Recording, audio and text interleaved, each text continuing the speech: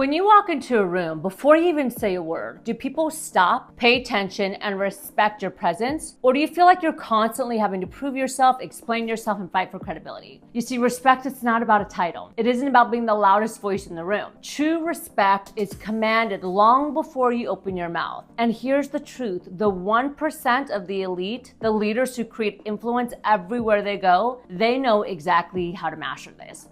And so today I want to share with you not just how they do it, but how you can too. Because if you don't learn how to command respect, you'll always feel like you're working twice as hard to be seen, be heard, and be relevant. And that has to end today. Hi everyone, my name is Lena Nasserdeen. I'm the CEO and founder of Rise Up For You, and welcome to Rise Up For You TV, where we work with organizations, leaders, and entrepreneurs all over the world, helping you become in the top 10%, not just in business, not just in your career, but in your life.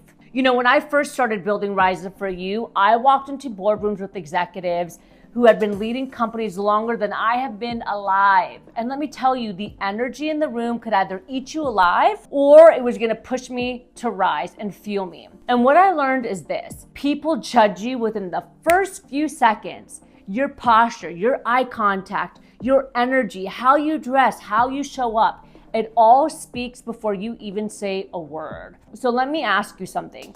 How are you walking into rooms?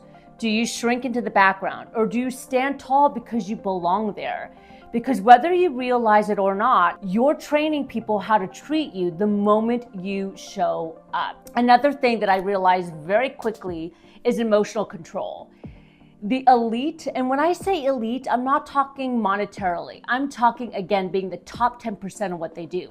They understand something that most people don't. Emotions are signals, not dictators. They don't let frustration, fear, or ego take the wheel. I've coached executives who have completely lost the respect of their team, not because they weren't smart, but because they reacted and they weren't able to control themselves and their emotions. They snapped, they got defensive, they let emotions spill in front of their people. And I'll be honest with you, I've been there. I'm not perfect. I was one of those leaders when I was 27 years old and I was an executive for an education corporation. I fell into that trap. Respect is earned when you can stay composed in chaos. So the next time you feel triggered, pause, breathe, and ask yourself, am I reacting out of ego or responding from strength? That pause might just save your credibility. And again, we're not perfect, but the more you can practice that self-management, the more your team is going to respect and follow you. Now, here's one of the biggest things I've seen in leaders, one of the biggest mistakes. They think the more they talk, the more respect they're gonna get. No, the more you speak, the more opportunity you have for people to discount you. Now, the ones that are in the top 10%, they know that silence is power. They don't rush to fill every gap, and they don't rush to jump in. And when they do speak, it's intentional, it's concise, and it's clear. And typically, they allow their team to speak first, and they just sit back, observe, and watch. So here's what I want you to practice. Say less, mean more, do not over-explain, don't chase validation with words. Respect grows when your words carry weight, not when they overflow with fillers and a bunch of jargon that doesn't make sense to the average person. Another thing that I learned that's pretty important that I want to share with you today is boundaries. Boundaries define you. Respect lives and dies with boundaries. If people can cross your lines without any consequence, you've just taught them that your respect is negotiable. When I first started, I saw leaders, entrepreneurs, and executives struggle with this every day because they wanted to people please.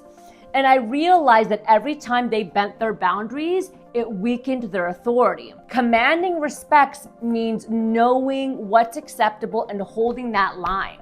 With kindness, of course, but being firm, being assertive. You don't need to be rude, that's aggressive, but you do need to be consistent. And the final principle that I'm going to share with you today is time and decisions, they are currency. Here's what separates the top 10%, the elite, the 1%.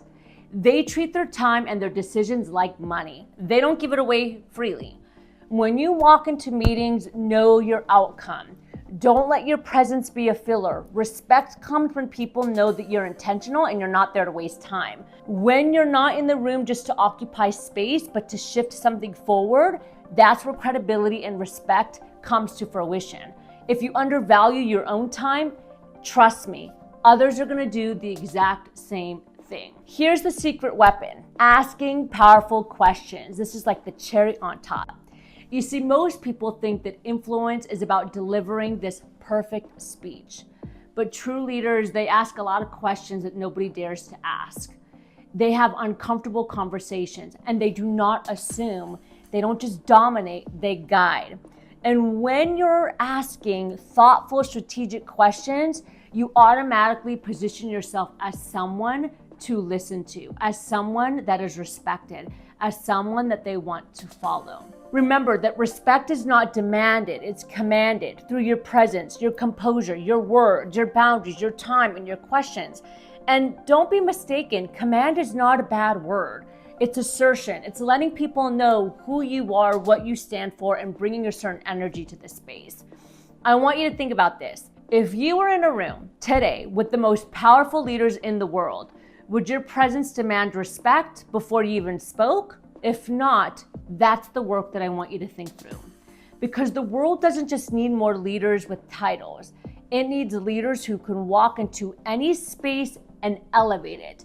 And that's what commanding respect is all about. And that's where influence comes into play. So next time you walk into a room, how are you going to show up? How are you going to own it? And how are you going to leave the people in that room? Hopefully better than when you walked in. Again, my name is Lena Nasserdeen. I'm the CEO and founder of Rise Up For You, and welcome to Rise Up For You TV. I'll see you next time. The world does not need more managers. It needs transformational leadership. Leaders who inspire ownership, create clarity, and build cultures where people do their best work.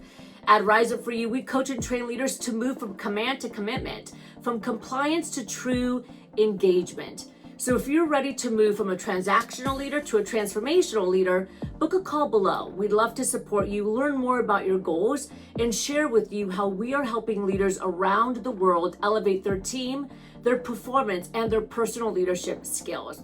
The call is completely free, and we'd be honored to learn and share more about how we can help you get to the next step as a leader, because the world needs you now more than ever.